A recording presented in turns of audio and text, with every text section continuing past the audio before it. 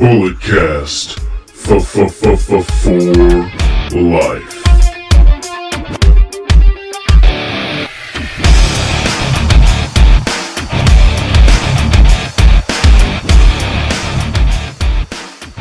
Ladies and gentlemen, you know the name, you know the voice, you know exactly why I'm here. Just in case if you don't, I'm a 25-year-old piece of gold, the messiah of the microphone, the California classic, and the greatest sports recreational podcast from the world today. I am no longer the Bulletcast champion. I have to congratulate my tag team partner, Brandon. He is now a 13-time Bulletcast champion. Brandon, how's it feel to be the world champion again?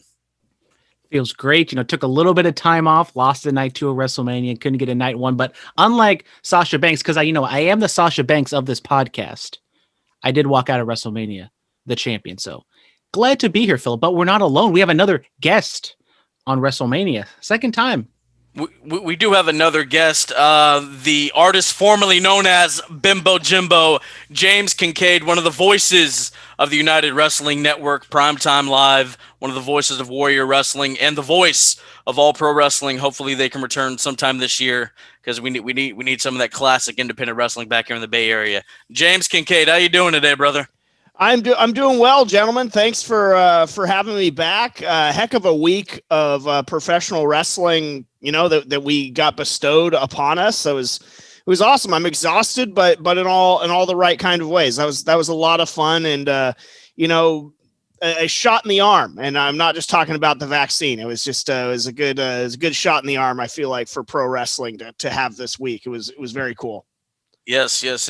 Before we get into night 2, I do want to get your thoughts on night 1. But before we do that, I got to plug it away. The higher ups they wanted us to plug this on the WrestleMania recap. So here we go.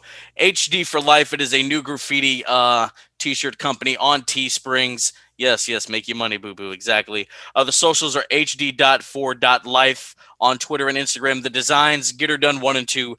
Hurry Up 1 and 2, Mr. Sapo 1 and 2, H-Dog, Mother's Love, King H-Dog, H-Dog Dash Get It, Mr. Pimpin', HD for Life Americana, Common Sense, Soldier, H-Dog, Life Safety, HD for Life Safety, Lily's Love, HD for Life, Orange and Pink. There's a lot of designs, guys. You got to go check them out. Softball Life, Reunite Generations, Little Rena, Little H-Dog, Explode, and Show Quality 1, 2, and 3. They have drinkware, fanny pack, socks, hoodies, t-shirts, sweatpants, tank tops, face masks, tote bags, mugs, pillows, beach towels, posters, blankets, phone cases, stickers, and so much more. A couple of designs, the show quality 2 and 3, Get Her Done, Little Rena, and Little H-Dog have reduced prices. So, hey, man, the more reason why you need to go get these. Absolutely. I was already thinking about the Little H-Dog, so now to hear that we got a special on it. So absolutely, go get some of those.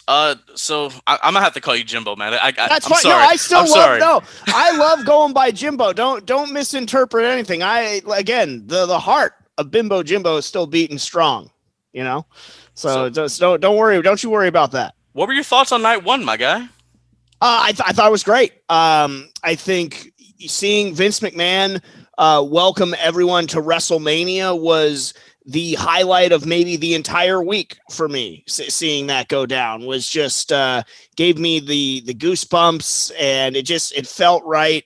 I've loved this entire week. I really enjoyed night 1. I thought it was a very well-paced show. I think in a lot of respects, I know we're going to get into night 2, that I would almost just take a good chunk of night 1 and maybe flip-flop some of the matches from night 2. And I think then you would have sort of a more even-keeled spread between the 2 nights. I really enjoyed it. I felt a little bad for Lashley and McIntyre that they were the opener. And they are, since they were vying for the championship of record, the championship of Buddy Rogers, of Hulk Hogan, of Stone Cold Steve Austin, of the greatest of all time, the Heartbreak Kid, Shawn Michaels. So for that to open a WrestleMania, I believe again, because was that the championship that Seth and Brock opened up WrestleMania for, or was that the other one? It was that. That was the Universal. It was the red thing. Okay, got it. Yeah, that thing from Power Rangers. But in any case, I don't think that should ever be the opener. I mean, unless you have something sort of really, really befitting to upend that. I'm not usually thinking that should be the spot that it should be in. But I loved the result. I was pulling for Lashley. I thought he had no chance of walking out of there still the champion. I hate that they split up the Hurt business. So I was like, oh, the writing's on the wall here. Like, come on, man. But I'm very pleasantly surprised. Very good match. And, an exciting way to start the show, even though I don't think it should have been. The main event of night one, Bianca Belair and Sasha Banks. Ladies absolutely delivered. It was a phenomenal match. And I'm really such a big fan of both of them. I'm happy for Bianca. It's somewhere in the back of my mind, I thought that they were going to give Sasha Banks her WrestleMania win, and given that Bianca is so young, they're going to be like, ease up, pup. You'll be here next year, kind of like what they did to Rhea Ripley last year, almost. But it was cool to see them pull the trigger on Bianca. She is so talented. I have one. We're going to be focusing on night two, right? Is that right? Yeah. But I mean, okay. you can say whatever your qualm is. I have one minor nitpick, and I'm only bringing it up because it's being lauded as this great thing. And as I just said, I love Bianca and Sasha. I thought they did a phenomenal job. It was a terrific match at WrestleMania. I don't like the breaking of character and breaking down in tears before the match even started. Don't like it. I don't like it. You do that after. I don't want to be old man yelling at cloud, but I'm going to go a little Tom Hanks in A League of Their Own. There's no crying in baseball. Bring it afterward. I think you got to keep it together, act like you've been there before a little bit, kind of deal in that moment. I understand the perspective that, they were overcome with emotion and stuff like that. I get that. Hang with them, ladies. Got to hang with it a little bit and let it all go after the fact. That's just one man's opinion, though. I haven't heard that. I haven't heard that take yet. But Brandon, what do you? I mean, you pointed at the screen. What? I do gotta agree with Jimbo.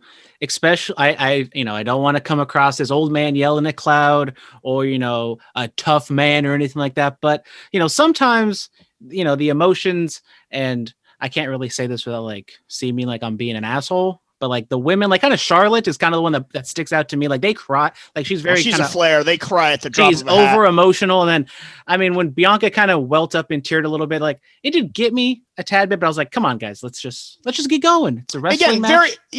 Very minor nitpick. It didn't bother me at all. I guess it was more the reaction that like the fact that it happened was this great thing. And I'm just from sort of the mindset. It's like, no, when you walk out the curtain, you're in full character. You're the boss. You're the EST. Like noise is off. We're ready to go right now. This is the main event of night one of WrestleMania. Let's go. Like fire, and brimstone, destruction. No crying until after.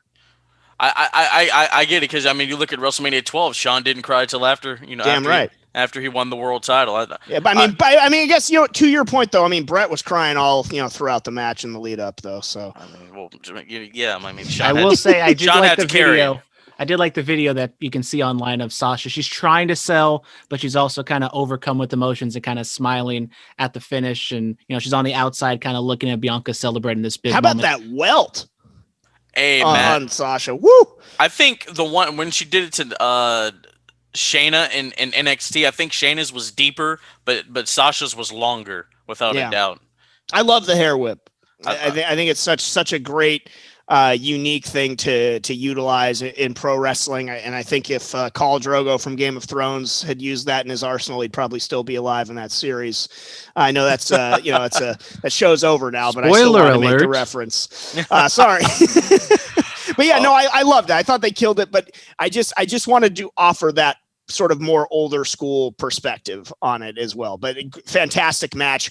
The fluidity of Bianca Belair is something to behold. Her strength, but the fluid motion that she uses with that strength, it doesn't feel forced. It's so organic. It's just it's Cesaro-esque in how strong she is. Yeah, I mean, pound for pound, the strongest woman in the company, hands down. I guess we can just jump right into night two then. Brandon, take it away. So there was warnings of a thunderstorm. There was some severe rain headed into WrestleMania Night 2, but no delay whatsoever. We start off with Ashlyn Kraft, a country music star, I guess. I've never heard of her, even though I'm the designated country guy on this podcast. I like country too, and I hadn't heard of her. Yeah, shout out BB Rexa. Killed it last night. They should have brought her out again. She was great. America the Beautiful, she did sing. They cut back to yesterday when all the wrestlers were being good little boys and girls and stood out on the stage. Didn't do that again. They, just cut in a pre-tape from yesterday. And we go to Pyroblast, an introductory video package, very similar to what we had yesterday.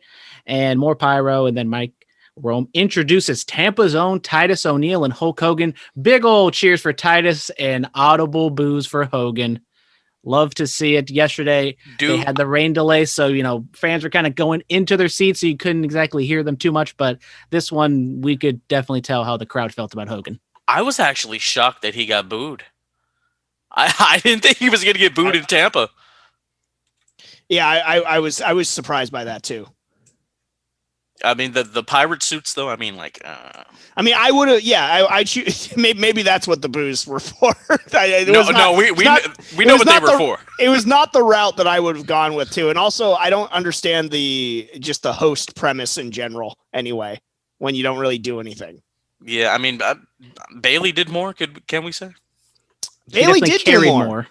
New Day is the only sort of WrestleMania host. I guess The Rock had his fingerprints more on the show, but New Day bringing back the Hardys is probably the most useful that a WrestleMania host has ever been, right? Don't forget Alexa Bliss hosted WrestleMania 35. And then she brought out Hogan, and they did That's right. And that was pretty much it. Yeah. She did something else. I forget. I don't know. Possibly. But they did actually lean in. I don't know if they was overt, but Hogan had a line where he said like scoundrels and scallywags, and Titus O'Neil's like, you can't say that on television. And I don't know, if that was like an overt hint of Hogan's past, but I felt like that it was like a lean into that. That's what I felt. I don't know about everybody else. Like, why even? I actually missed it when I was watching it live, but why even like dance close to that fire if you're Hogan and Titus? Like, why? I feel like maybe a writer snuck that in there, and Hogan is just so oblivious that he doesn't understand what's going on. I also don't get how it's related to the horrible past, scoundrels and scallywags. I don't know. Just because he was up there with a black guy, that's they were like, oh yeah, we'll get this in there, haha. But Brandon, keep going. Yeah, so we did the intro, then we cut to Cole and Saxon and Joe at ringside to kind of introduce themselves a little bit, and we get the match everyone was waiting for. Randy Orton versus The Fiend. Orton comes out first, decked out in all white. This was an entire in-ring, no cinematic wrestling match. The Fiend does get a little cinematic intro where he transitions from his burnt Fiend to normal Fiend. Alexa Bliss comes out, does the Jack-in-the-Box gimmick, and The Fiend comes out. And so, I mean, we can go to the finish later, but your guys' thoughts on kind of the match in general, the way the Fiend looked. They didn't do any cinematic stuff whatsoever, which I don't know if that's a positive or a negative. I mean, the reemergence to normal Fiend, I was like, oh, okay, that's different. Then the Jack in the Box, I'm like, oh, okay, it wasn't even a Jack in the Box; it was a box-like structure. I think that's what Michael Cole kept. It was a box with a scissor lift inside. Kept harboring away at. I mean, the pace of the match. I mean, it was. I mean, the finish is what I really have a problem with. I love the intros. I thought Randy looked like $1,000,000. I love the WrestleMania gear that he was rocking, and I'm going to rip off my guy, my travel companion, Lucian Delight. And invoke. I know we're going to talk about the main event, obviously, at the end, but Rated RKO, Simpatico in their WrestleMania gear, both rocking the red and white. I really dug that. I thought Randy looked great. I love the Jack in the Box bit. It made that was felt big, felt like WrestleMania. It was like Doink the Clown meets the Undertaker type of presentation. I think that, when you look back years from now, that's going to be one of those sort of entrances that people talk about. And regardless, the finish, yeah, I mean, wasn't my favorite thing in the world either. I think it played better on replay when they went back to it earlier in the night. I was a little vexed by it at the time. I think they could have let the whole thing breathe a little bit more and let it sink in before they go straight into it. Felt abrupt. And also, like, why are we? I don't know what their plans really are for the Fiend and the health of that character now after doing that. But the entrance was dope. The entrance was cool. Yeah, I mean, I look at it like this: Randy burned this man alive. You know what I'm saying? Like he comes back. He has the Freddy Krueger Jace look to him, burning flesh and all that other stuff. And I mean, I thought they were gonna right the wrong. And that's what this felt like. All this storytelling, they thought they were gonna right the wrong from 33 when Randy beats Bray for the title. And I mean, I love Randy Orton. If you're gonna build a sports entertainer from the ground up, he would look just like that guy. And I was not happy with this. Bray, he should have won. He deserved to win. I mean, I and for him to lose off a one RKO when we saw the dude get curb stomped like 50 times inside of the Hell in the Cell and smashed with a mallet and a toolbox to his head and all that Three other most dangerous letters. DMD. No RKO. So I just it I thought Bray should have won. I was like, what are we doing? Yeah, I thought he should have won. The entrance. I thought the entrance was badass, but the match itself was terrible. We got the red lighting return. I can't remember if we've seen that in a while, but they wrestled only 6 minutes. It felt a lot longer than that. It was pretty much what you'd expect. The finish, the Fiend going for the Sister Abigail, and then I guess the new Sister Abigail. Alexa Bliss pops out of the Jack in the Box with a thorn crown, and she's the new Passion of the Christ, but she's like bleeding black goo, and that distracted the Fiend enough. And just one RKO, that's all it takes. He pins him. We do the gimmick light off, light on stick, and both of them go away. So we don't know what this means, if Fiend is mad at Alexa, if he's like subservient to her. I guess we have to stay tuned for Raw and find out. I guess I think there's one Freddy Krueger movie where like isn't he like fond of some girl or something like that? Well, the bottom line is the Fiend cares for Alexa Bliss. She's been by his side through this time. Hell, she helped nurse him back to health through probably the most traumatic experience of his life. So I can understand why he would care for her, and I kind of get why he got distracted, but still, I mean, he could have kicked out of the RKO, and they could have went into something else and had Bray win. Yeah, he could have at least kicked out of one for the sort of protection of that character, or he could have won, and you still do the same bit of business with Alexa and stuff afterward too. Maybe he's going to continue on, maybe to try and light Randy on fire, a little tit for tat, and then Sister Alexa comes out and puts the kibosh on it or whatever. It was not what I expected, honestly. Other than Bad Bunny winning, the Fiend winning is probably one of the ones that if I had to put my money down and bet on, it was probably one that I would have taken. I thought for sure that the Fiend was winning here. Absolutely. Brandon, what happened next? Well, what did happen next? I don't even know. Oh, we get more Hogan, Titus. Eric Bischoff was involved in more Bailey shenanigans. Poor Bailey. She's just trying to have some fun and talk to Hogan and Titus. And they just blow her off. Like, what the hell's going on here? But then we get the women's tag team match yesterday. That was the second match on the card. And yet again, the women's tag team match is second on the card. Nia Jax and Shayna Baszler. No Reggie to be seen. Defend their titles against Natalya and Tamina, the Red Hot Natalya and Tamina. But all in all, it goes about 14 minutes. Nia Jax and Baszler retain. Natalya stupidly tries to put the sharpshooter on Nia Jax, even though it was clear as day that Shayna Baszler tagged in. What? She didn't see that. I mean, she was shoving Nia into the corner. Her head was down. She didn't see that. Anyway, she gets choked out, so Baszler and Jax retain. Crowd is pretty flat for this match, as you would expect. I think if you had a different team in there, most notably the Riot Squad, I think the crowd would have got behind it a lot quicker. They did get behind Natalya and Tamina kind of at the end, but at that point, I think it was kind of too little too late, and the match did fall flat. Better than Fiend and Randy Orton. Not much to say here. Maybe a tad too long at 14 minutes, but it was good for what it was, I would guess. Bimbo Jimbo, what about you? I hated it. You say the Fiend and Randy match felt longer. This one felt interminable. I thought they, how long did you say it was? About 14 minutes? That's 14 minutes. Yeah, about 14 too long in my estimation. I was not a fan. And they're just the disrespect for the catty natty, my girl. I was hoping her and Tamina were going to pull it out here. I'm not into to Nia and the Shayna pairing. I think you can find better to do with Shayna. Yeah, I would have preferred Raquel and Dakota Kai to have beaten them already at this point, by the way. And, imagine seeing them at WrestleMania. That would have been great. That would have been dope. I've been waiting for Tamina to win a championship for 11 years since she debuted. What are we doing? So stop doing this start-stop with Tamina.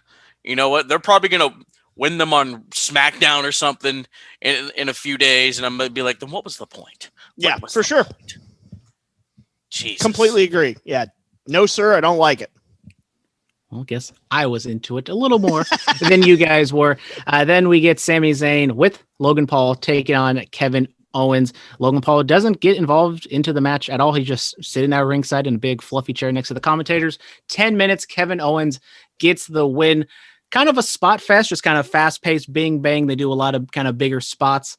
Kevin Owens wins, kind of seemed automatic, and we get some shenanigans at the end where Logan Paul kind of comes in to congratulate Owens, and Sammy gets all in a tuss, and we get a maybe biggest pop of the night. Kevin Owens stuns Logan Paul, and yeah, pretty much what you would expect. Pretty good sell by Logan Paul on the stunner. Not gonna lie. I never want to see Logan Paul I don't know again. if he thought he was supposed to be an RKO because he just kind of fell flat and he almost crushed his windpipe on KO's shoulder. It was better than Linda McMahon and Donald J. I'll say that. Can we just shout out Sami Zayn's whole conspiracy character in the lead up to this? I love it. It's so much fun.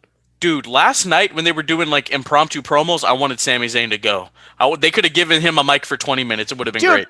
Imagine him be like, and now they're saying the weather is delaying WrestleMania. It's a conspiracy. They want to keep me off WrestleMania. I mean, it's a missed opportunity for sure. But he's so good. And, I think having KO and Sami face one another at WrestleMania is something that a lot of fans of their work before WWE would dream about. I don't think they foresaw it happening exactly like this, but I actually really enjoyed it. I thought it was good. I still don't really care for KO using the stunner, but I know that's his thing now. I wish he would put a little bit of different little KO spin on it. Maybe instead of the gut kick, which is Austin's thing, he does a super kick and into the stunner. So you combine the two best finishers ever into one. So that's just my 2 cents.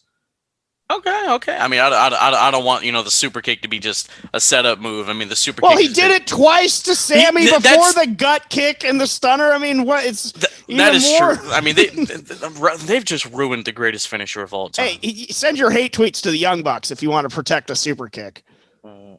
I'm just saying. I did have my qualms with we just got into AEW talk real quick.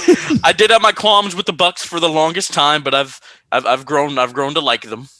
I like that. I'm just saying, in terms of protecting the integrity of the Sweet Chin music. Yeah. I mean, the match was fine. I know they were giddy on the inside because to go from Ring of Honor to NXT to the main stage of WWE at WrestleMania to do this. I mean, it's like Sammy said a couple years ago, they were destined to do this forever. So I'm glad this was another notch in the or another chapter in the book of the KO Sami Zayn rivalry. Yeah, this match should have been a WrestleMania main event one of these years, but unfortunately, Vince doing Vince things. One of these days, Phillip, we will do that at NXT call-up roundtable where we just talk about how terrible Vince has done with all the NXT call-ups. And Kevin Owens and Sami Zayn are probably on the top 2, I would say. You know what, Jimbo will have to come back for that one. I'm down anytime. Oh man, Brandon, how'd you like it? Have you said? Well, I mean, I really like this match. As I said, it was kind of like a sprint and they just got all their big spots in. I wish maybe they went a little bit longer, but for what the match was and where it was placed on the card, they did, I think, as best as they could. We get a backstage little vignette with Riddle doing his Riddle things on a scooter, rolls up with Great Khali and Rajin Singh, and he interacts with Khali a little bit, and then RVD shows up and tries to translate for Khali, so everyone gets their dream blunt rotation of RVD, Matt Riddle, and Great Khali. Just like you draw it up. Bro, what? Oh my, Khali is still so bad. Why? Really, why? I mean, of the people to complain about in this segment, Khali is not number 1 on my depth chart. I mean, no, Riddle's terrible too. I'm glad he lost the U.S. title. Sheamus is a better representation for the U.S. title than Matt Riddle. I'll say it right here. It was good to see RVD. I love Rob Van Dam. I love the whole effing show. You know what I'm saying? Riddle's match was up next. He took on Sheamus and defended the United States title. And as Phillip said, he did lose. Sheamus captured the U.S. title at 11 minutes. This was Really, 11 minutes? that's what it says on my No, sheet here. no, this was like 20 minutes. Don't lie to me. I don't. That's not what it says. It That's says what 11 minutes. Wade Keller wouldn't lie, Phillip. it felt like 20 minutes. It felt pretty long. It was a real hard hitting match. They kind of botched a super white noise in the corner, but they did recover very, very nicely, I will say. And we'd get a little springboard moonsault, bro kick action. Riddle comes up bloody. Sheamus, your new champion. Now you got like seemingly 2 heel champions over there on Raw. I enjoyed the match for what it was. Maybe a little clunky in the beginning, but I think they came together nicely at the end. The finish was great. He attempted a lion salt. Go check out Chris Jericho on the Broken Skull sessions. Fantastic. I loved it. He attempted a lion salt and got booted in the face. That was a clean finish. That was cool. I liked it. Yeah, I dug it as well, and I think Brandon, you hit on it. Is their ability to roll with. Sheamus covered up amazingly the white noise from the corner and everything like that, and better they do that. Then they attempt it and be unsafe, and then either Riddle or Sheamus are seriously hurt. So I thought that was good, good sort of Band-Aid on the situation that they were going for there. And I like Sheamus, and as they were talking about him on commentary, dude has done a lot and doesn't really get his due. So I know that's part of his character and stuff, but it's a shoot. It's true. He's accomplished a lot. He's underrated, man. To think the Bar was put together from like a best of 7 series, and they became one of the best tag teams in the last couple years. And Sheamus, he can put on some really good to great matches, man. Don't sleep on the Celtic Warrior. He knows what's up in the squared circle. Yep, I agree. Anything else on the match, Phillip? No, that's about it. I like how they did recover from the super white noise. It was slippery. There was some rain. So that's what I'm gonna put it off on. Randy did make fun of Mandy Rose in his entrance. He made sure he didn't slip and fall. Oh man, I love it. I forgot that we skipped over that. I did love that. Mandy and Randy. That's a tag team waiting to happen. Mixed match tag team titles. Book it. I dig it. Yeah, bring back the mixed match challenge. I like that. We get a commercial aired Triple H and Bad Bunny. Triple H gifting a skull microphone at Bad Bunny. We'll be on tour 2022, February 9th through April 1st. They're coming to San Jose, so we out, right? Hey man, I'm a Bad Bunny fan now. Okay, I'm a fan of the Energizer Bunny right now. You know what I'm saying? I'll listen to some reggaeton if he performs Booker T and Booker shows up. I'm there 100%. I'm a big fan of Bad Bunny, and so I am absolutely here for it. I thought he did fantastic at WrestleMania, as I sort of expected him to. And, I love his fan base. Bimbo, Jimbo, James Kincaid, whatever you want to call me, I am a fan of the senoritas and the margaritas. So I'm all in for Bad Bunny. So, yeah, whatever. I'll follow him around if I have to. He's probably bigger than Pitbull, can we say? He's right up there, dude. It's you got Bad Bunny, you got Pitbull, you got Maluma. Those are the hitters, man. Yeah, man. Because when they mentioned he was going to be at Royal Rumble, me and my homeboy were like, "What the fuck is the Bad Bunny?" Hey, I'm a fan. The greatest celebrity match of all time, hands down. Sorry, LT. Sorry, Shaq. Sorry, Snooki. Yeah, that was dope. It was. Then we get the Nigerian drum fight. Or Nigerian drum match for the IC title, Big E and Apollo Crews. This is a Nigerian drum fight, but yet we didn't get any Nigerian drums. There was like 12 or whatever scattered around ringside. Maybe a couple of them fell over by accident. And this was just kind of your stereotypical, hardcore match. We got some Singapore canes. We got some whatever you call them, steel steps. We got a table spot. Big E was hit for the big ending, hit it, went for the pin, but then we get Dabba-Kato or whoever this big man is. I don't know who he is. We've never seen him before. Dude, a couple weeks ago, remember, you probably don't remember, I was like, man, where's Dabba-Kato? Hope he comes back soon. My prayers were answered. Congratulations. If I may paraphrase, that's gotta be Akeem Jr. That's gotta be Akeem Jr. That's who they should rebrand him as. Hey man, shout out to Apollo Crews, the Nigerian prince is the intercontinental champion. I'm not even gonna try to do the accent. I love it. I love Apollo, man. Hey, that Uranagi onto the steel steps, wowzers. Yeah, it was. I am disappointed that they did not use the drums more, though. That feels like a missed opportunity, considering it's in the title of the match.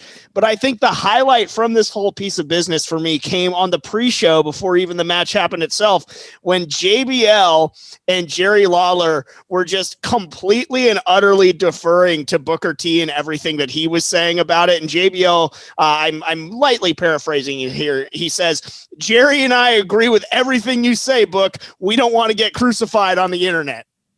Tremendous. Hey, I heard Booker brought back the African accent from TNA. He did. And it's funny, in the lead up to this, I was talking about that with a buddy. I was like, dude, you think Booker's going to get involved with this? Bro, King Booker should be his manager. Book it. King Booker, Apollo Crews, Dabakato. Book it, man. That's it. That's money. I did like the Biggie entrance. Shout out Wale. One of the smoothest. Lip sync the hell out of that song. One of the smoothest lyricists in the game. No, you tell you what, best live performance of night 2. That's for sure. Man, you can't hate on Wale. Come on, Brandon. No, I love Wale. I'm just calling it what it is. Come on. It was definitely better than what we would see later on in the night. It was better than live performance. It was better than, what is that? Hey hop hop or whatever the hell that crap is called. Wale is no Poppy. I'll say that. I am disappointed that we did not get an actual Akeem the African Dream sort of special guest referee or something like that in this. I just feel missed opportunity. Is he still alive? Do we know? I'm pretty sure. Yeah. I had to make sure. I mean, yeah, didn't Big E, he dressed up like him for Halloween one time? Yeah. That would have been funny. Yeah. Oh God. Oh man. Brandon, what else happened?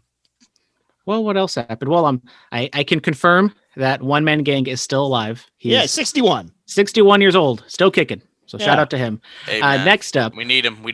Let's book it. Let's book it for SummerSlam.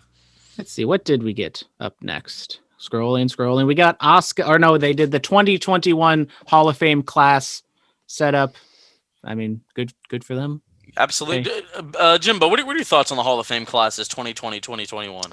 I think I was most excited for Eric Bischoff. I think somebody that is just, talking about an innovator, somebody that changed the business for the better, certainly in the wide scope of his career, changing it for the better and helping raise the game and help raise the stakes of what professional wrestling is all about. And, shout out 83 Weeks, a great podcast. I feel more learned every time I hear Eric speak in long form. He's just such a wealth of knowledge. So I was very happy to see him get his due. I hated how his last run in WWE ended for him. Super stoked for Kane as well. I mean, talk about, just one of the most enduring characters of all time that, a lesser performer, it would have been a 1 or 2 off with Undertaker and then back to Repackageville. But Kane turned that into one of the most legendary careers of all time, one of the great gimmicks of all time. You talk about, it's like he's like the Frasier of pro wrestling, the greatest spin-off character of all time, certainly.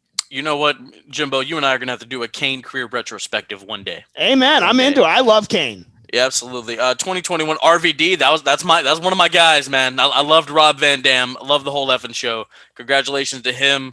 The Bish. I love Eric Bischoff. I've always been a fan of the "I'm Back" theme song. Who else did I throw in there? Ozzy. I mean, Celebrity Wing. It's whatever. Yeah, I think that's it. Molly Holly. Molly Holly. Don't disrespect Molly Holly. She's a nice lady. Super underrated. Mighty Molly Holly. One of the best to ever do it. I'm glad she finally got her just due, and she got inducted into the WWE Hall of Fame. Yes, sir. They run a video package recapping night 1 of WrestleMania. Then we also get the Stone Cold commercial for WrestleMania 38 in Dallas, Texas next year. And then the penultimate match, Asuka versus Rhea Ripley for the Raw Women's title. Costello performs Rhea Ripley's entrance. Jimbo, you got some hot takes about this this lovely rendition of Rhea Ripley's entrance. This is brutal to listen to. Terrible. What's her name? Costello. AAH, I guess. What the fuck is an Costello? Somebody that shouldn't be singing a cappella. I like what you did there. That was good. Thank you. Oh, Jimbo should be a stand-up comedian, guys. God damn it. Definitely should not, but I Oh, appreciate man. the vote of confidence. Yeah. When she started singing, I'm like, oh my, what is this? I had to like kind of just walk away. I was Should like, have Now, turn- I've turn heard it from down- people turn that her mic that down it and was turn the songs up. something with a bad mix that caused it, but whatever it was, Okay. the performance did not translate well to the universe watching at home. It was yeah, it was bad. It was not good. big air quotes on bad mix. Yeah, I mean, I'll take their word for it because they are audiophiles and are in production. But for me, watching at home, I was like, ugh, brutal. The match was cool In though. an ironic sense. The match was cool though. Yeah, absolutely. Sorry, continue. Brandon. I wish they maybe turned the band music up a tad bit because she just overpowered the musicians and I just couldn't hear anything and she was just screaming. It was not the prettiest sight in the world. But Rhea Ripley is your new Raw Women's Champion, clocking in at 14 minutes. I mean, they go back and forth for 14 minutes, and I mean, this is what you'd expect. Two pros in there. Asuka. I mean, Rhea technically, quote unquote, turned heel on the last Raw, but she was definitely over with the crowd. I don't know if I'd say she was more over. I mean, she attacked Asuka. She didn't turn heel. She was just sending a message. Like, I mean, I don't see that as turning heel. She was I the feel more like she was aggressive definitely person. trending that direction, even back towards the latter days of her time in NXT. She was getting a little darker, you know. I still in the tweener stage. I don't know if I would fully solidify her as a heel. Maybe on Raw, she would. But man, going with Bianca and Rhea. Shout out again, my guy Lucian Delight, just saying complete changing of the guard here in the the women's ranks. Yeah, you see, Vince knows what's up, guys. You know, and all you haters on the internet. You know, Vince knows what's up. Come on, I completely agree. Brandon. What'd you think of this match and the decision to put Rhea Ripley over? I mean, I really enjoyed this match. It was the second to last match on the card. Crowd was a little dead. I don't know if they were kind of saving their energy for the main event. And this match was kind of thrown together with Charlotte going down with COVID. This probably would have been a completely different, setup here. So I think the crowd being dead took me down a little bit, but overall the action, I quite enjoyed. The crowd came out alive a little bit towards the end, putting the title on Rhea. I picked her to win mainly because since she lost last year, she's going to come in again and challenge for the title. Just, I guess, give it to her. I don't see anything really else Asuka can do. And Becky seemingly lurking around. Who knows what's going to happen with her? Charlotte's going to come back. Maybe you run it back with her and Rhea. I mean, as I said, possibly she's turning heel, but I think she's so oversized. Maybe she works better as a heel, but I'm a big fan of Rhea. I know maybe she was put over in NXT more because of how great of a heel Shayna Baszler was, but because her run on NXT as babyface didn't exactly pan out how I thought it would.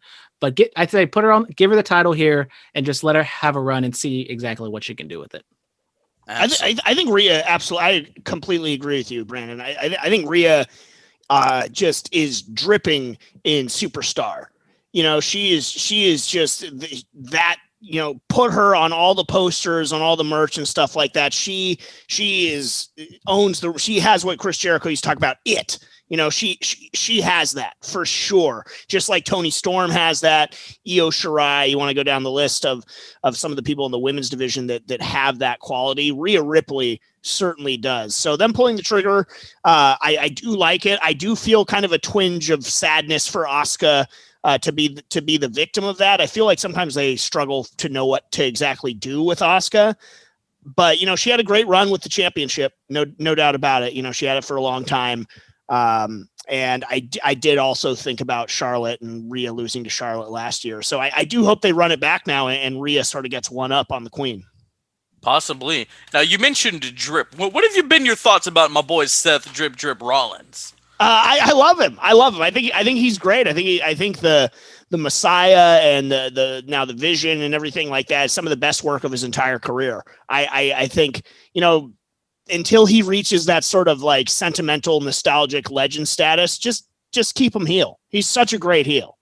He is, Seth Drip Rollins all day. I mean, he's such a hateable heel. He is arguably the greatest heel of the last several years because he took out the biggest star in wrestling for almost a year without even having a match with her.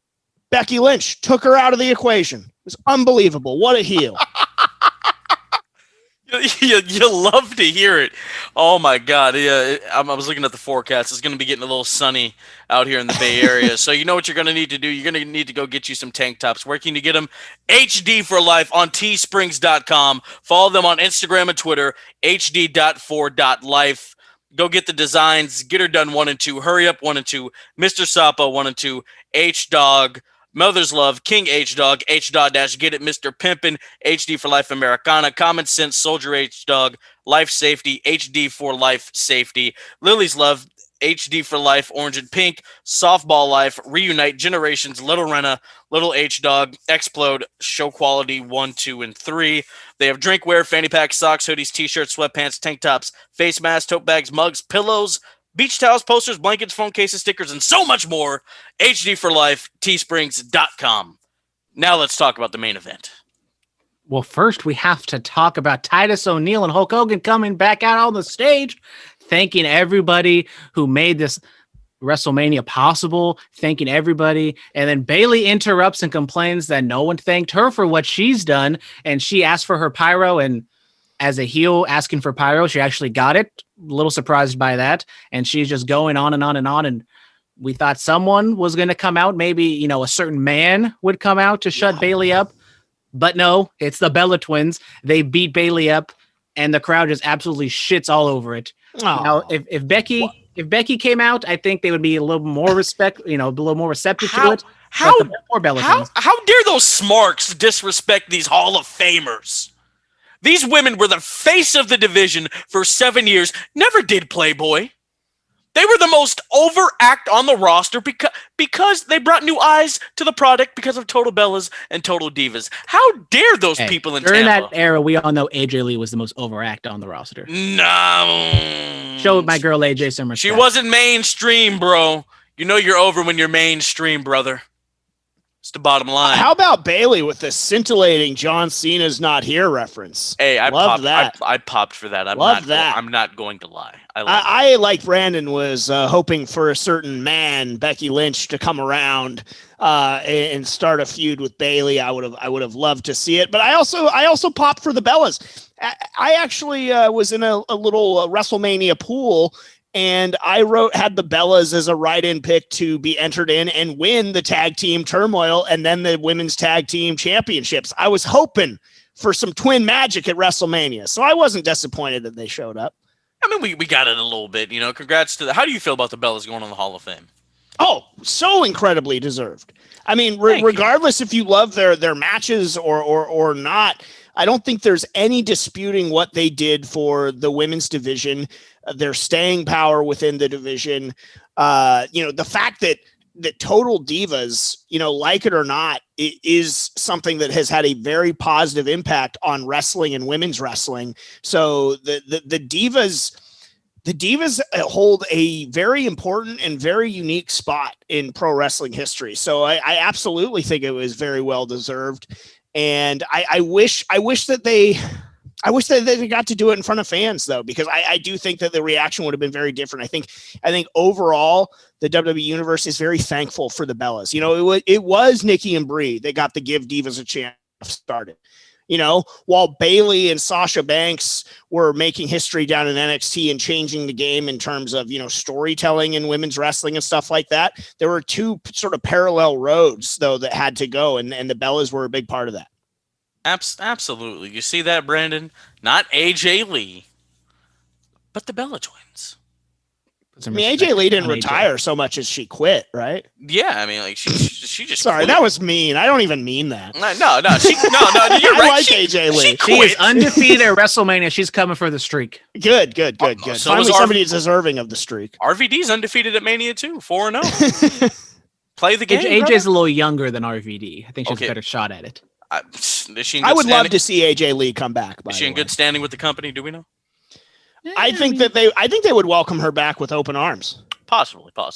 I don't know. AJ, I love you. Come on the show anytime. It's very similar to her husband. If she wants to come back, she'll come back. but I just don't think she wants to come back. Okay. Anyways, we got the main event of WrestleMania Night 2, the WWE Universal Championship match. The champion Roman Reigns with Paul Heyman and Jey Uso take on Edge and Daniel Bryan. Daniel Bryan comes out first.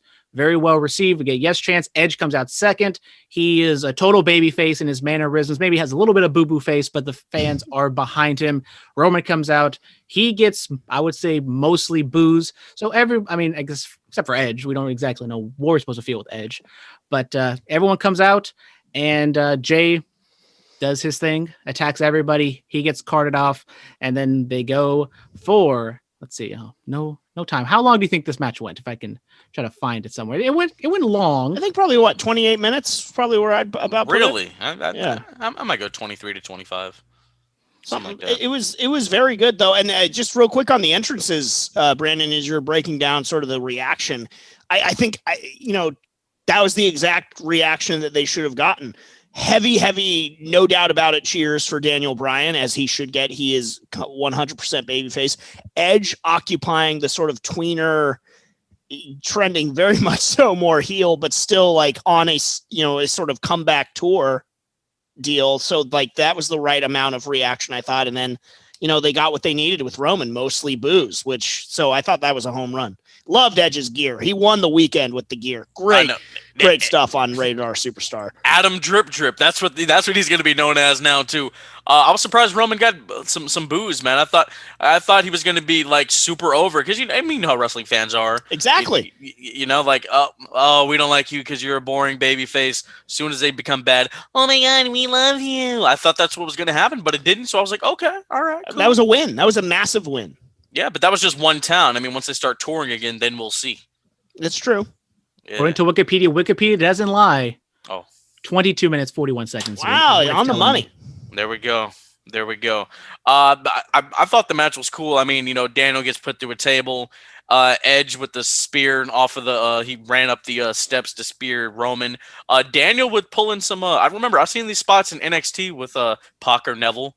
The rushing in and grabbing a guy's arm so he doesn't tap her. The ref's about to get the 3 count and you pull the ref out. I mean, I'm sure we've seen the pull the ref out a couple other times, but it was a cool match. And Edge getting sadistic, becoming that sadistic Rated R Superstar that we know and love, and concerto and guys. And I mean, spears, running knees, people getting hit with chairs. Jey Uso, main event Jey Uso, I should say, making run-ins and whatnot. But all in all, Roman Reigns is still our tribal chief.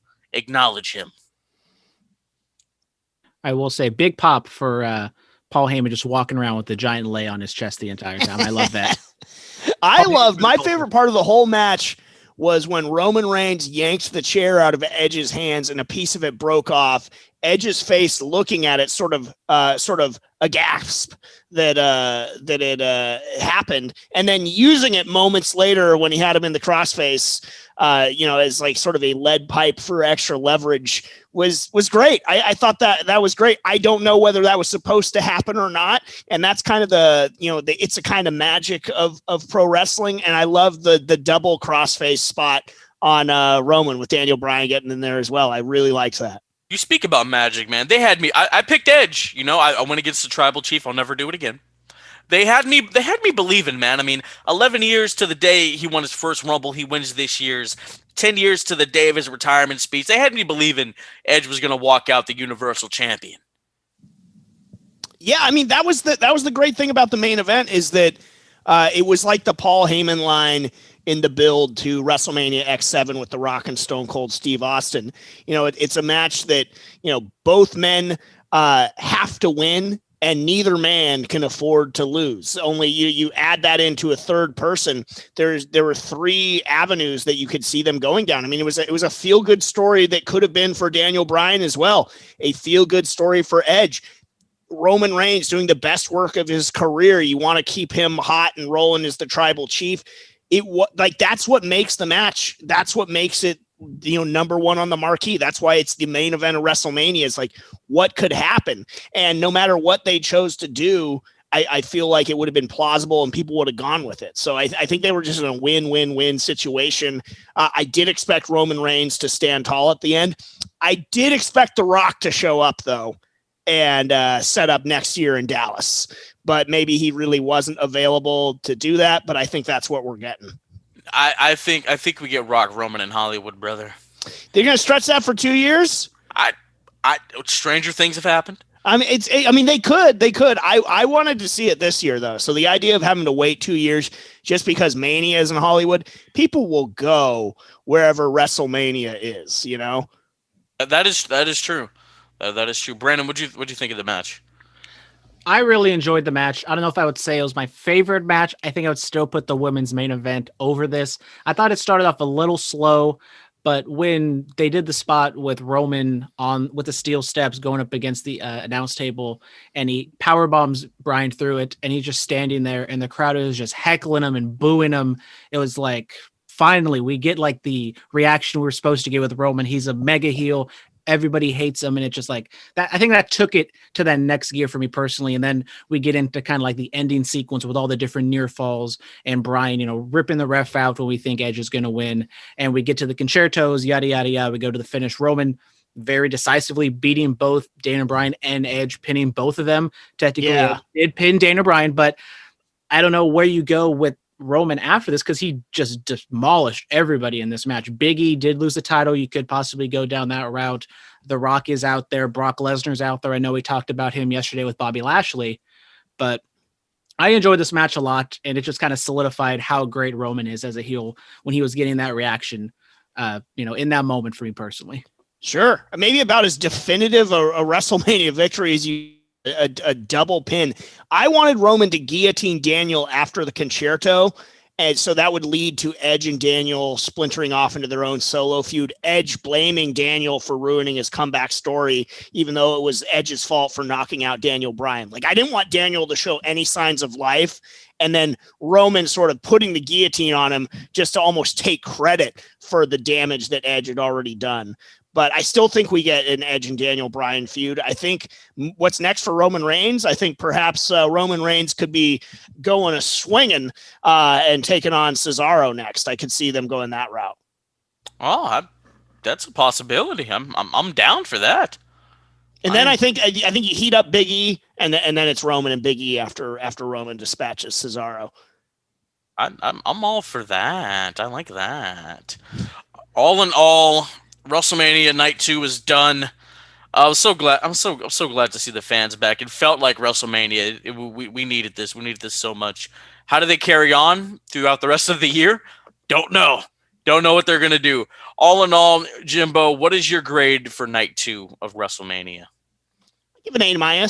All right. I think B+ A- territory. I think Night 1 was a solid A. I think Night 1 had the better undercard. I think they told the stronger stories in the undercard in Night 1. I think if you look at like Cesaro and Seth Rollins and you sort of compare that to what we got with KO and Sami Zayn, I think most people would take Rollins and Cesaro. I think in terms of celebrity involvement as well, I think you take the Bad Bunny stuff over, was it Logan Paul? I still don't really know who he is. So he is a YouTube superstar. I don't know what that means. Subscribers. I don't know what that means. So I think overall the undercard from Night 1 was stronger, but this was still, again, I think overall just a great WrestleMania. And I like the 2-night format. I also think Night 2 does suffer from that a little bit, though, too. The fatigue. Maybe the crowd's a little gassed. You're asking more of your crowd after a solid week of just watching, the wrestles. So it is a big ask by the time we get to Sunday. I think it's going back to one night next year. I think so. Hopefully, if it goes back to one night, it can't be more than 4 hours for me. In my opinion, eight matches is a sweet spot, man. That's what it used to be back in the day, like 8 matches. Yeah, and a lot of those were short though. We got a lot of countouts and DQs. Yeah, let's unify some titles so we can get back to that. Not every title needs to be on the line. It's not Clash of Champions. Yeah. I think in the commercial with Stone Cold, they didn't commit to a date. They just said 2022. That is true. It could be 1 or 2 days. We don't exactly know. Yeah, I think they're still mulling that over. I think that's a great point. Could we say moment of the night is when Nia Jax said, "You ain't shit. I run this. I'm King Kong, bitch." Nia Jax will never be moment of the night. Yeah, why not? I like how about when the camera caught her saying, "Lay it in." Way to go, Nia. thumbs way up. Well, technically, Watch wasn't your that hole. Tamina? I thought that was Tamina because Tamina was the one that got. I don't know. I distinctly heard the shrill tones of Nia Jax saying it, but I'll go back. I could be wrong. And she said she's King Kong. If you watch King Kong versus Godzilla, technically, no spoilers here, but Godzilla technically kind of won. Godzilla whooped that ass. You're right. Phillip, your thoughts on Godzilla versus Kong? Are we talking about Awesome Kong? I do like Awesome Kong. Love Awesome Kong. I haven't seen it yet. It was a movie. It was a movie. I can confirm. Mm-hmm. Had a runtime, had credits, the whole deal. I had fun. It was one of those. I wish I was with a group of friends watching it. I think it's one of those. It's just more enjoyable the more people you have around. But COVID. There you go. You get a bonus Godzilla versus Kong review There here you on go. the podcast. Love to see it. I liked WrestleMania Night 2. I don't know if I would say more than Night 1. I think I'd like to revise. Night 1 gets a bump up to a B+. I think I'm going to give Night 2 a B. So overall, I thought both shows were really good. Maybe, the beginning of Night 1 or Night 2 kind of halted it a little bit with the Fiend and Randy Orton in the women's tag. But overall, great. I think 2 nights of wrestling. I got to agree. Maybe just cut it to 1. Maybe have it like 4 hours. Full crowd, maybe the atmosphere is a little bit better. So we will have to wait to see. When do you think the next crowd will happen? Is it SummerSlam or before then or after then? That's a great question. I don't know, man. Maybe they find an outdoor venue and pull an AEW. They could do that. I have a question. Did you guys watch NXT Stand and Deliver? Yes, we did. Listen to our review. I will. But before I do, did you like Stand and Deliver better or WrestleMania better? I'll go WrestleMania. Stand and Deliver. They didn't stand and deliver for me. I'm the NXT mark, so I'm going to go with NXT here. Yeah, I'm with Brandon. I mean, because when you're watching NXT Takeover, you're expecting just that wrestling high. You know what I'm saying? Like you felt at X7 that Walter wrestling Ciampa, best match of the week. It ended with a chop. Let's calm down. It was great. I believed it, dude. No, Ilya Dragunov through the announce table. Ilya Dragunov got chopped. How many times it didn't lose off a chop? You're telling me that dude is better than Tommaso Ciampa? Different matchup, different set of circumstances, different damage was sustained. It's just different. On any given night, maybe he had more force behind that one. Although I will quibble, I thought the match of the week was Santos Escobar and Jordan Devlin for the Unified Cruiserweight Championship. That didn't deliver for me either. Wow. Dude, look, man, ladder match with psychology. Well, you can keep watching your stuff on Wednesdays then, I guess. Wait a second. Hold on. Shawn Michaels, the god of the ladder match. It was Shawn Michaels-esque ladder match. It was. You know what? Maybe if they just used one ladder like Razor and Shawn did, I would have liked it better. I don't know. If Shawn, they should have just used the ladder that Shawn gave them. I agree with that. Great moment. That would have been better for me. It felt a little flat to me. That's all I'm saying. But that's why wrestling is great because it's all according to taste. And that's why there's so many different kinds of wrestling. You have the comedic stuff. You have the very technical stuff that like a Pete Dunne and a Kushida can give you. You got the brawling, all the pomp and circumstance and pageantry of like a character like The Fiend, the celebrity involvement of a Bad Bunny. It's why I love it. There's something for everybody. Yes, I'm not saying it was trash. I'm just saying it didn't land all the way for me. But there were things I did like from Takeover, Stand and Deliver. But we all know GCW Spring Break was the best. We all know Bloodsport. It was cool. It was all right. It was all right. John Moxley I thought the just best out here thing that we living his saw best this life. weekend was Championship Wrestling from Hollywood myself. Of course. that and the newest episode of Global Syndicate Wrestling High Voltage, ladies and gentlemen. Getting all of our shit in. Please go check. Do you need to bleep that? I apologize. No, it's Bulletcast After Dark. We can say whatever we want. So BB Rexa, guys, right? Indeed. Whoa. Yeah. What? All I'm saying is I didn't know we were going to go that after. All I'm saying, my number is 510-517 DM for the rest. More power to you. I'm spoken for, but Kayla, that's right. Yes, Kayla Braxton. Yes, this is Mr. Kayla Braxton, ladies and gentlemen. Damn right. Let's wrap it up. Bimbo Jimbo, it was a pleasure having you back, man. I've missed you. I can't wait to embrace in person in public. We're gonna have a long hug.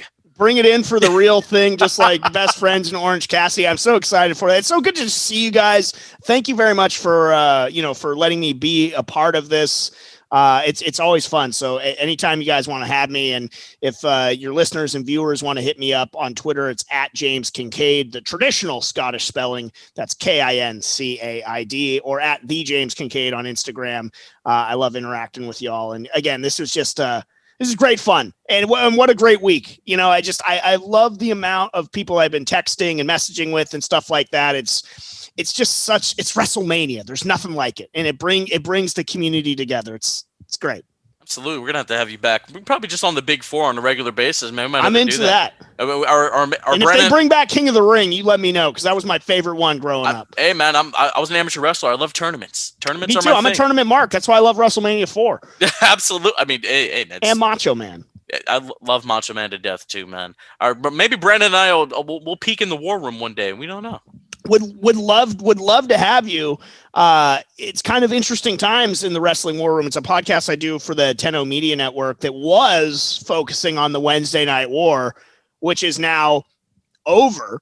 So I guess we can still cover NXT and AEW, but who knows? I'm sort of still back in the lab thinking about the pathway forward there. There are a couple wars you can do. I mean, there's Raw and AEW Dark Elevation. There's NXT and AEW Dark. There's NXT UK and Impact. There's New Japan Strong and SmackDown. There are a couple things you can do. There are battles all around us. So I guess the title still works, but it was interesting. And I just, for Brandon and I's sake, I would just like to point out that in the final Wednesday Night War, NXT won. So. Yeah, that is true. they did win. I mean, they won like one out of whatever 75 weeks. They won, I think, 2 or 3. If they went like 4 more weeks, it would have been 83 weeks, and that just would have been perfect. Maybe that's why they wanted to avoid it. Yeah, they didn't want deja vu. Brandon, where can all the people find you? Well, if you like to find me, you can go on Twitter and Instagram. Follow me on Curveballs and Chair Shots, Curveballs and CS. That's where I'm most active at. We post sports and wrestling. So, if you like sports and wrestling, that's the place to be. So that's my jam. There you go. Follow it. Boom. All right, ladies and gentlemen, you know where you can follow me at Heel Antwine, HeelAntwine on the Twitter, and the Instagram. The Bulletcast on Instagram, The Bulletcast on YouTube, at Bulletcast on Twitter. Brandon, congratulations. Ty Conti. Oh, shout out Ty Conti. Dude, Ty Conti had the Twitter blowing up, dude. Really? Yeah, man. She quoted our tweet or whatever, and I had to turn off my notifications. Good for her. Good on you, Ty Conti. I know. Come on the podcast and make it all worth it, though. Congratulations to Brandon on being the new Bulletcast champion. It's okay, man. I mean, I look at it. Night 1, four world champions walked out. Bobby Lashley, Omos, Bianca, and myself. That's a dream. That's never going to happen again. It's good company. It's good company for sure. So you're a 13-time Bulletcast champion. Yeah, you're one behind Randy Orton in terms of world championships. How many times have you won it, sir, Phil? 12? It's been us for quite a while, so it just bounces back. Huey's won it like 5 times. Nice. You need to add your name to the list, brother. My pool that I was a part of is an embarrassment. I doubt that I will be asked back to be a part of, or maybe they will because they want my money. I did horrifically in my picks this year. Hey, it's all right. Not how you start, it's how you finish. I was terrible night 1, but I came around night 2. That's all that matters. I know. I won it at TakeOver. They call me Philly TakeOver. So it was the whole thing. No, the next pay-per-view, we're gonna get your picks. You're gonna be in the pool for sure. I'm down. All right. And again, this is a pleasure. Absolutely. Not until double or nothing, right? So I can hold on to this thing for a while. Card subject to change. I forgot because I'm the champion. No, I said money in the bank. I think money in the bank is before just double bring or me nothing. in as sort of an authority figure to sign these matches, like Scrap Daddy. You could be Jack Tunney. I would love that. It's been a dream. Let's do it. All right, guys. We hope you enjoyed this awesome recap of WrestleMania Night 2. Stay clean, stay strong, stay safe, stay quarantined. Diamonds are forever. So is the microphone Messiah. Have a good night, everybody.